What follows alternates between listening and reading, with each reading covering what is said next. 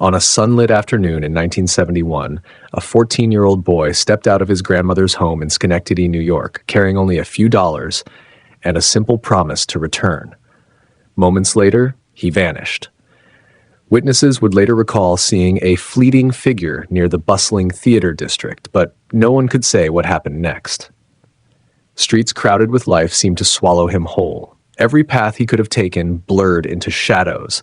Every familiar landmark became a puzzle. Friends, family, and investigators searched tirelessly, yet the boy's trail dissolved as if erased. Was it a desperate flight from home, or did something darker intercept him in those ordinary minutes? The answers remain hidden, buried beneath decades of unanswered questions. Today, the story of that vanished afternoon still chills the quiet corners of the city, a haunting reminder that some disappearances refuse to yield their secrets. On the morning of August 9, 1971, Thomas Allen Moose, a quiet 14-year-old boy with brown hair and piercing blue eyes, left his grandmother's modest home on Swan Street in Schenectady, New York. The sun had barely climbed high enough to cast long shadows across the sidewalks, and the air carried the ordinary hum of summer activity. Tommy, as he was known to family and friends, carried only a few dollars and a promise to return with a small gift. He walked past familiar lawns, nodding politely to neighbors, a boy who seemed destined for a simple, uneventful day. Minutes later, the ordinary afternoon took a turn no one could predict. Witnesses later described a fleeting figure near Proctor's Theater, a spot usually alive with chatter and the scent of popcorn. Yet, despite the theater's constant flow of patrons, no one saw what happened next. The streets, teeming with midday energy, seemed to swallow him into invisible shadows. Every alley, every doorway he could have passed became a riddle, a labyrinth that refused to reveal its secrets. Family members would later recount Tommy's careful nature, the way he avoided confrontation and preferred solitude. His grandmother remembered the boy pausing to tie a shoelace, a brief moment of hesitation that would unknowingly mark the last time she saw him. As he continued toward the small stores on State Street, he appeared calm, almost casual, yet an inexplicable tension seemed to hang over him, an invisible current that hinted at the unknown. By mid-afternoon, Tommy had vanished. Investigators arrived quickly, questioning shopkeepers, street vendors, and pedestrians, piecing together fragmented recollections. One man, a janitor cleaning the theater lobby, insisted he saw a young boy glance over his shoulder as if sensing someone watching, a gesture that would haunt the case for decades. Another witness remembered a man loitering near the corner, eyes fixed on the street, disappearing moments before Tommy's trail went cold. The area was dense with potential clues. Scattered newspapers, bicycles leaning against lampposts, the faint echo of conversations, yet nothing directly connected to Tommy. Every effort to retrace his steps revealed only dead ends, streets folding in on themselves, familiar landmarks, refusing to provide answers. Law enforcement mapped the neighborhood meticulously, searching for patterns or anomalies, yet the boy's disappearance resisted every logical explanation. Family desperation grew as hours stretched into days. Tommy's mother, stepfather, and younger siblings combed through the neighborhood, posting flyers and questioning anyone who might have glimpsed him. Two of his aunts kept their doors open, hoping he would return home, but weeks passed with no sign, no whisper, no trace. Authorities considered every scenario, a runaway attempt, an accidental encounter, or something more sinister lurking among the ordinary summer crowd. Each possibility felt plausible and impossible at once, a contradiction that deepened the mystery. Every lead led to another question. Why did a boy so familiar with his surroundings disappear without leaving a hint? Could someone have been following him from the start, blending into the crowd with deliberate patience, or had a single instantaneous event erased him from the fabric of the day? The lack of any physical evidence, combined with conflicting witness statements, made the investigation a nightmare of conjecture and uncertainty. Even decades later, revisiting the last moments of that ordinary errand is enough to chill anyone. A boy's laughter, a quick wave to a neighbor, a routine step toward a store. These fragments are all that remain, suspended in time. Investigators, historians, and armchair sleuths alike have returned repeatedly to Proctor's Theater and the surrounding streets, retracing steps, imagining scenarios, searching for the smallest discrepancy that might unravel the truth. Every attempt reinforces the chilling reality. Thomas Allen Moose vanished not in the shadows of night or in a remote location, but amid the open, busy streets of a town that should have been familiar and safe. The story of that afternoon is a puzzle of ordinary moments turned extraordinary by a single inexplicable absence. It challenges assumptions, frustrates logic, and continues to grip the imagination, leaving a lingering question in the minds of all who hear it. How could a boy disappear so completely in broad daylight with countless eyes upon him and leave nothing behind? Each retelling uncovers new angles, hints, and theories, yet the mystery remains, taut and unresolved, a chilling reminder that some vanishings defy every effort to explain. The streets around Proctor's Theater, where Thomas Allen Moose was last seen, became the focal point of a baffling investigation that would stretch for decades. Daylight revealed nothing unusual, yet something about that stretch of State Street carried an unseen menace. Investigators meticulously mapped the area, noting alleyways, side streets, and shadowed corners where a young boy could disappear in plain sight. Pedestrians recalled fragments, a flicker of movement, the glint of sunlight on brown hair, but no clear image emerged. Each account seemed credible, yet contradictory, pulling detectives in multiple directions at once. The theater district was always lively, a hub of commerce and conversation, yet on that afternoon, witnesses sensed an intangible shift, a fleeting tension that passed almost unnoticed. Street vendors described a boy who appeared hesitant, glancing over his shoulder as if aware of a presence that no one else saw. A passing bus driver remembered a small figure lingering too long at a crosswalk, then vanishing from sight between the parked cars. Such fleeting details became the lifeblood of the case, tantalizing leads that refused to coalesce into answers. Police focused on every potential path Thomas might have taken. Narrow alleys branched off State Street, each offering a potential escape or trap. Investigators interviewed dozens of people, from shopkeepers to delivery men, seeking anyone who could place the boy's footsteps after he left his grandmother's home. Patterns failed to emerge. Maps were drawn and redrawn, yet the boy's trajectory dissolved into uncertainty. Surveillance was non-existent in 1971, and every observation depended on human memory, fragile and inconsistent. Family members joined the search with unrelenting determination. Tommy's mother walked the streets, calling his name, questioning neighbors, pleading for even the smallest clue. His aunts maintained their homes as beacons, hoping he might return, guided by a lingering instinct that he had not vanished by choice. Witnesses' recollections provided tantalizing glimpses, a shadow moving just beyond the theater's marquee, a bicycle abandoned at the curb, a discarded candy wrapper that might have been his. Yet none of these fragments ever led to a tangible discovery. The concept of a vanishing zone began to take shape. The area seemed ordinary, but something within it defied explanation. Even seasoned investigators admitted a sense of unease, subtle recognition that ordinary logic could not account for Thomas's disappearance. Foot traffic, noise, and familiar sights did not prevent him from slipping away, almost as if the streets themselves conspired to erase his presence. Every doorway, stoop, and storefront became a potential hiding place, a puzzle whose pieces never fit. Speculation ran rampant. Could a stranger have intercepted him in seconds, blending seamlessly into the crowd? Was it a momentary lapse of attention by a passerby, enough for a sudden abduction to occur unnoticed? The sheer implausibility made the case extraordinary.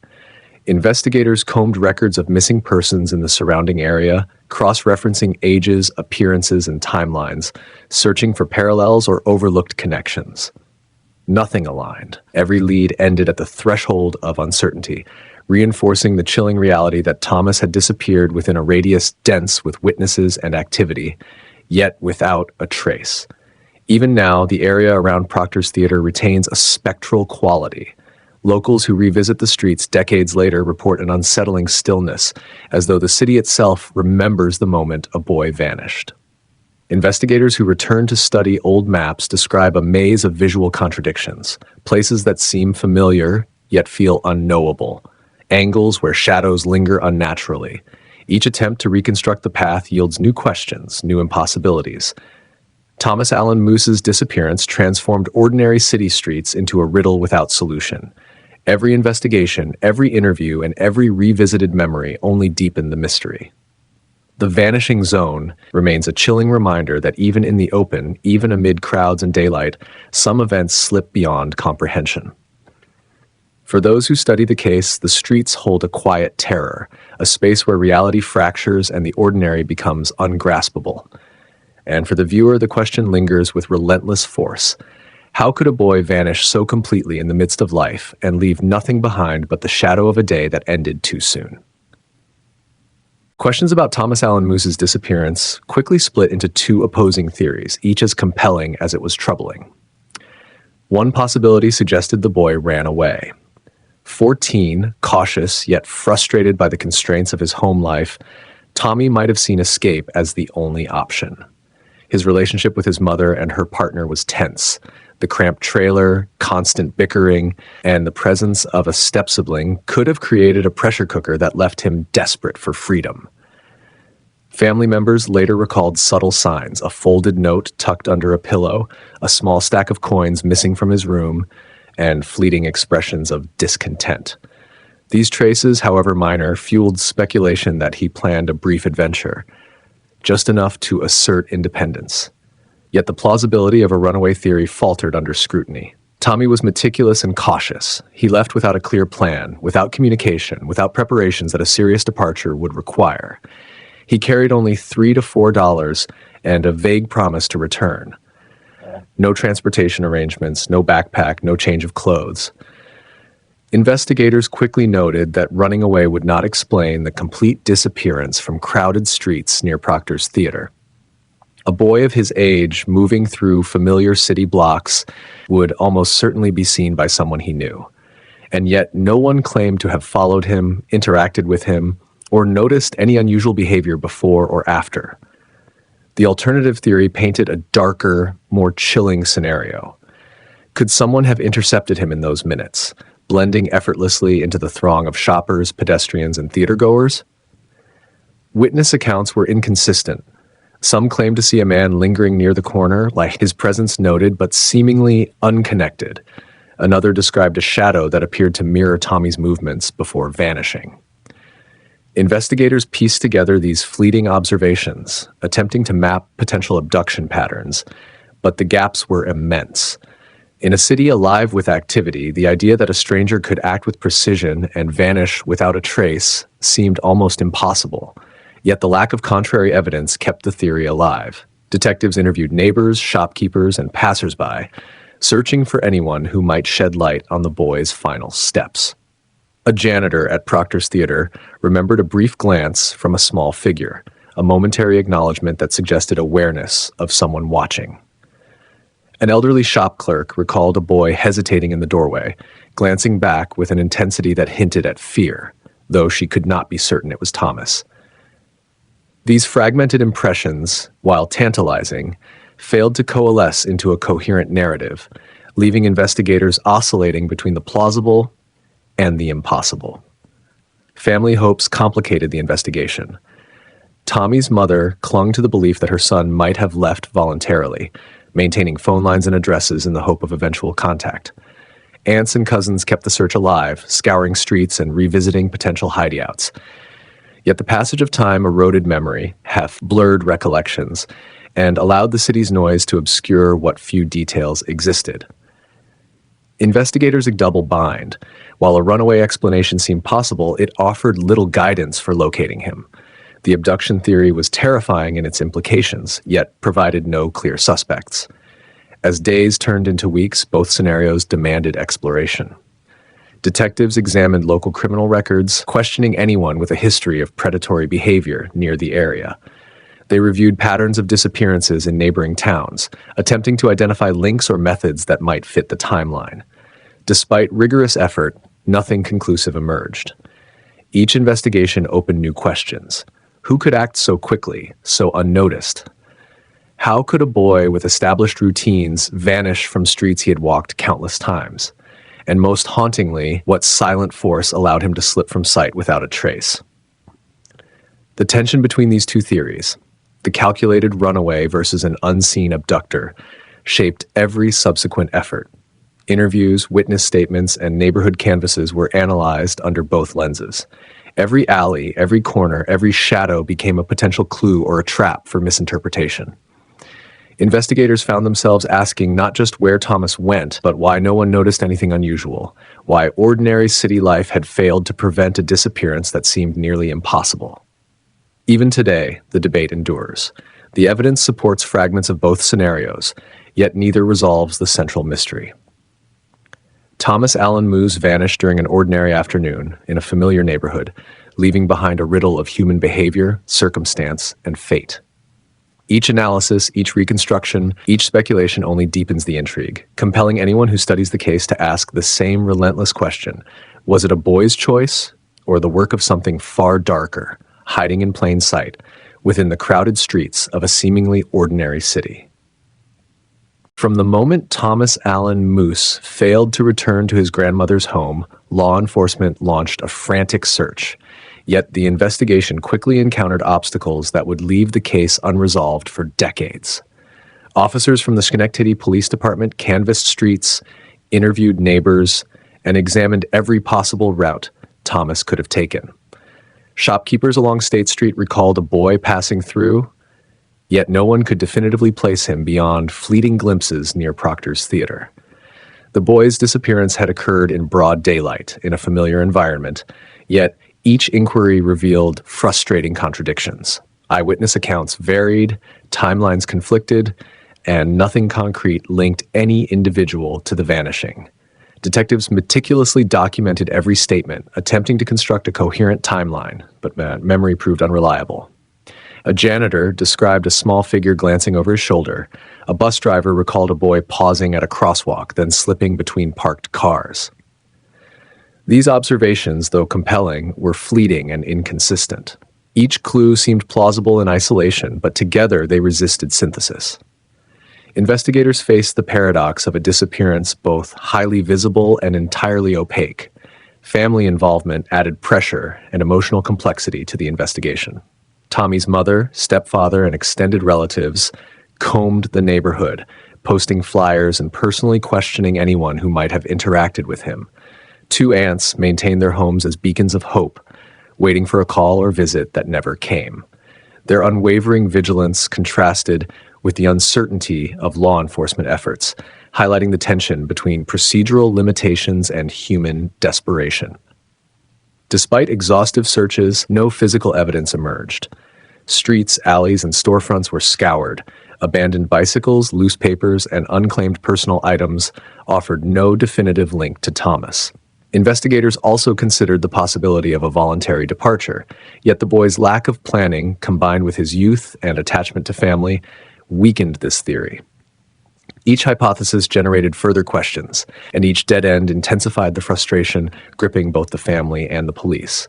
Authorities explored potential abduction scenarios, mapping areas of likely contact, and identifying individuals with histories of predatory behavior. Interviews expanded beyond the immediate neighborhood, encompassing surrounding towns and transit routes.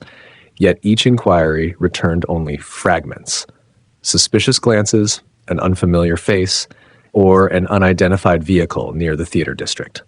None produced actionable leads.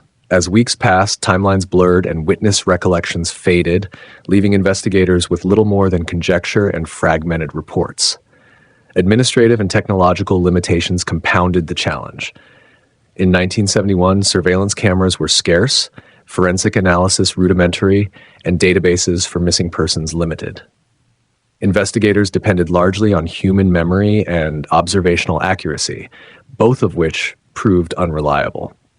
Paper records were susceptible to misfiling, and critical details risked being lost to time. As the days turned into months, these constraints meant that promising leads often dissolved before meaningful action could occur. The psychological toll of the unresolved case was profound. Detectives struggled with the tension between procedural thoroughness and the urgency imposed by a child's disappearance. The family endured a parallel ordeal, oscillating between hope and despair, sustaining searches while grappling with the impossibility of closure. Even in later years, when new investigative methods became available, the initial gaps in evidence created barriers impossible to overcome retrospectively. Decades later, The case of Thomas Allen Moose remains emblematic of the challenges inherent in cold cases. Every documented interview, every mapped route, every recollected detail serves as a reminder of the fleeting nature of observation and the fragility of memory. The investigation illustrates how an ordinary afternoon in a populated and familiar neighborhood can become a maze of unanswered questions, contradictions, and vanished possibilities. For those who revisit the case, the central mystery persists: how a boy could disappear so completely within sight of countless eyes, leaving behind nothing but speculation and a trail of fragmented recollections, forever testing the limits of detective work and human comprehension. Years stretched into decades, and Thomas Allen Moose remained a haunting presence in Schenectady, a boy frozen in the last moments anyone had seen him. Family members never abandoned hope. His mother, stepfather, and extended relatives clung to routines that could, in theory, lead him back. Phones left active, addresses unchanged, homes kept open for a return that never came. Two aunts maintained constant vigilance, patrolling the streets, checking with neighbors, hoping for a glimmer of recognition. Each unanswered call, each sighting that came to nothing, amplified the quiet desperation that defined their lives.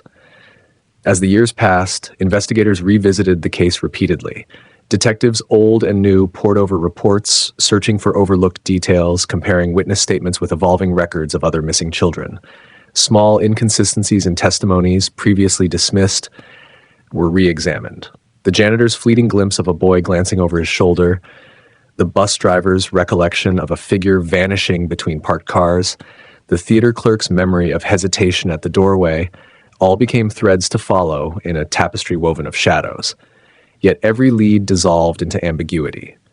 The streets that once bustled with life now seemed to whisper reminders of what had been lost. Public attention fluctuated over time. Local news occasionally recounted the case, prompting calls from individuals claiming faint recollections or encounters with a boy resembling Tommy. Each report generated a spark of hope, only to fade as verification failed. Some leads suggested he might have left the state, wandering into towns where he could blend unnoticed, a stranger in unfamiliar surroundings. Others hinted at darker possibilities, that he had been intercepted by someone lying in wait, or that a momentary encounter had redirected his path entirely. The challenge was not a lack of information, but the contradictions embedded in it, the tension between plausible sightings and the absence of corroboration. Family gatherings carried the weight of absence. Conversations often circled back to Tommy's last known movements, dissecting small details, how he held himself, the coins in his pocket, the direction of his gaze. Memories became clues themselves, yet time blurred them. The neighborhood changed. Businesses closed or relocated, streets were renovated, and familiar landmarks disappeared. Revisiting old routes offered only a bittersweet echo of the past, a city that had aged, while the boy remained suspended in the moment he vanished. Investigators leveraged evolving technology when possible. Decades later, databases allowed cross-referencing of missing persons, criminal records, and sightings in nearby regions. Yet every search highlighted the limitations of retroactive investigation. The absence of physical evidence, the fleeting nature of eyewitness recollection, and the gaps in early reports created barriers that technology alone could not overcome. Even modern methods, DNA testing, digital mapping, behavioral analysis, could only work with the fragments already recorded. The longer the silence persisted, the more elusive the truth became. Community memory also played a role in maintaining the enigma. Former neighbors, now adults, recalled a small figure moving through familiar streets, unsure if what they remembered was concrete or reconstructed from stories. Each retelling altered details subtly, introducing both potential clues and additional confusion. The city itself seemed to remember. Corners, alleyways, and streets carried a spectral quality, as if the disappearance had left an imprint. A subtle tension detectable only by those who knew what to look for. Through the decades, the narrative of Thomas Allen Moose evolved from a frantic search into a legend of unresolved absence. It became a case study in the fragility of memory, the limitations of investigative methods, and the endurance of human hope.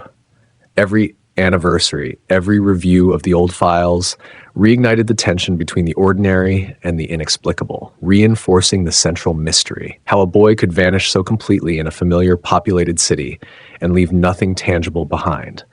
Even after 50 years, the silence itself is compelling, haunting, and unnerving. Each unanswered question serves as a reminder of the boy who stepped into an ordinary afternoon and never returned. Investigators, family, and the community are left with a puzzle that resists closure, a narrative of gaps and shadows where every possibility is both tantalizing and terrifying. The decades of silence are not empty. They pulse with the unresolved, demanding attention, provoking speculation, and keeping the story alive, suspended in time, daring anyone to uncover the truth that has eluded discovery for generations. If Thomas Allen Moose had vanished in today's world, the investigation would unfold under a vastly different set of tools, yet the core mystery might remain just as confounding. Modern surveillance cameras, facial recognition software, and GPS tracking could capture every movement from the moment he stepped out of his grandmother's home. Streets once opaque to observation would now be a lattice of digital footprints. Investigators would access phone records, credit transactions, and social media activity, constructing a timeline with far greater precision. Yet even with these advantages, the possibility of a disappearance slipping through the cracks remains, especially in a moment as fleeting and chaotic as the one that consumed Tommy in 1971. The bustling district around Proctor's Theater would be monitored by cameras covering every angle. Detectives would trace every passerby, identify vehicles lingering in unusual patterns, and cross-reference them with criminal databases. A janitor's fleeting glance or a bus driver's hazy recollection would be supplemented by video evidence, allowing investigators to follow his path second by second. Any unusual behavior, someone merging into a crowd, a figure watching the boy, a pause at an intersection, would be logged and analyzed in real time. Analysts could replay sequences, zoom in on details, and flag anomalies that might have gone unnoticed decades earlier. Family and law enforcement would also leverage digital networks to amplify search efforts. Social media campaigns could mobilize hundreds, even thousands of volunteers to canvass neighborhoods, share sightings, and monitor activity across town. Missing persons alerts could be sent to every smartphone in the city within minutes, dramatically increasing the likelihood of immediate reporting. Investigators could deploy drones to monitor difficult-to-access areas and scan for patterns invisible from street level. The integration of technology would turn Schenectady into a surveillance web, a city where nearly every corner could be scrutinized for clues. Yet even in a hyper-connected environment, the disappearance of a child can remain elusive. If someone intended to intercept Tommy, they could exploit gaps in camera coverage, use vehicles to obscure paths, or manipulate the chaos of crowds. Small mistakes, imperceptible in the moment, can compound into a vanishing act. Today's technology might reveal anomalies, a shadow crossing an alleyway, a car parked suspiciously, but it could not eliminate human unpredictability. The fleeting nature of seconds, the randomness of timing, and the complexity of human movement could still render a disappearance inexplicable. Investigators would likely explore the same dual hypotheses: voluntary departure versus abduction. Running away in 2025 would leave digital traces, phone pings, ATM withdrawals, social media posts, but a carefully orchestrated interception could erase them. Analysts could model escape routes, simulate crowd movement, and predict potential locations, yet the unpredictability of one person's actions against another's intent introduces variables that no algorithm can fully resolve. Even with all tools at their disposal, law enforcement would still confront ambiguity, patterns that suggest one theory while simultaneously undermining it. Behavioral profiling and forensic psychology would add new layers of insight. Experts could assess who might have been in the area, evaluate behavioral tendencies, and create predictive models. Every witness statement, every digital clue, and every fragment of observation would be layered into a comprehensive investigative framework. The advantage of hindsight and technology could reveal connections missed in 1971, offering the possibility of reconstruction that once seemed impossible. Yet the human element, the boy's perception, his movements, the intentions of anyone who might have intercepted him, would always leave room for uncertainty. Ultimately, even if Thomas Allen Moose vanished today, the case would challenge assumptions about visibility, observation, and control. Streets monitored by cameras, neighborhoods scanned by sensors, and online networks mobilized for alerts would provide unprecedented opportunities to track a child. Yet the fundamental mystery of his disappearance, how an ordinary boy walking through familiar streets can vanish within minutes, remains a puzzle that tests every investigative method. The scenario underscores a chilling truth. While technology can enhance detection and analysis, it cannot guarantee resolution. Even in an era of endless observations, some moments slip through every lens, leaving questions that haunt investigators, families, and communities alike. In imagining a modern investigation, the stakes feel immediate, the tension palpable, and the possibilities simultaneously hopeful and terrifying. Every potential lead could be captured and analyzed, yet the ultimate resolution might remain just beyond reach.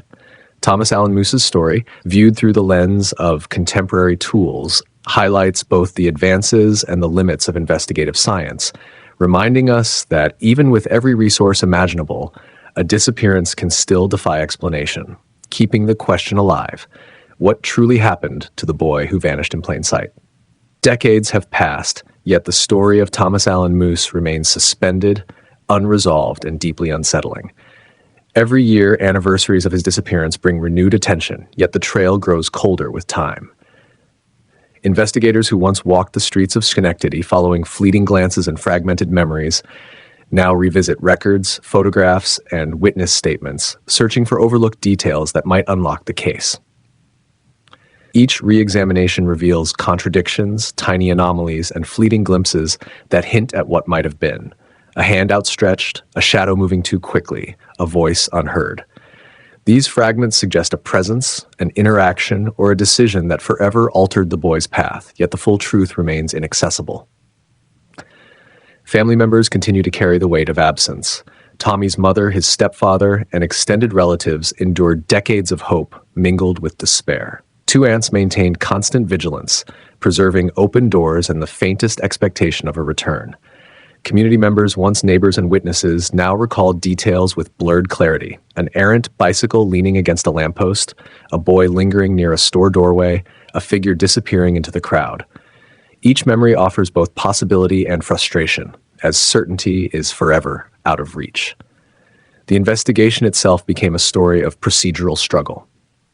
In 1971, limitations of technology, record-keeping, and communication slowed every step.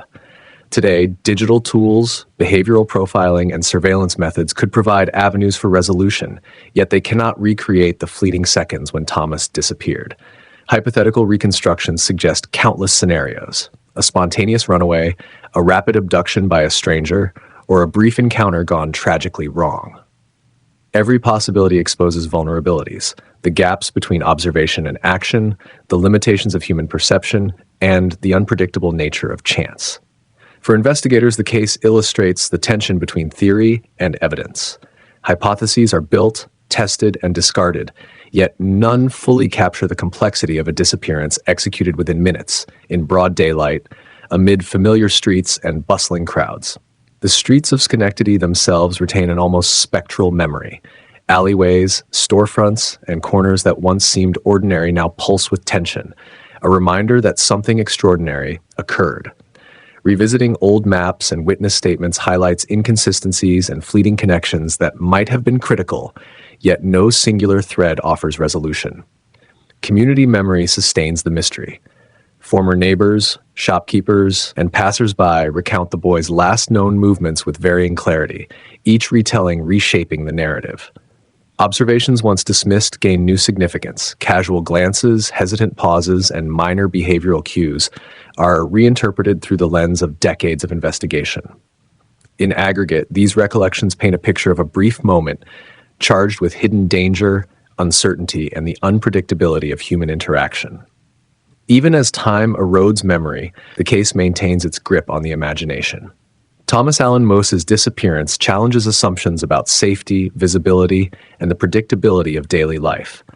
A boy who walked familiar streets on an ordinary afternoon became a symbol of unresolved absence, demonstrating how quickly reality can fracture when a single moment defies explanation. Every investigation, every analysis, every revisited theory reinforces the chilling realization that some events resist resolution, no matter how exhaustive the search or how advanced the tools.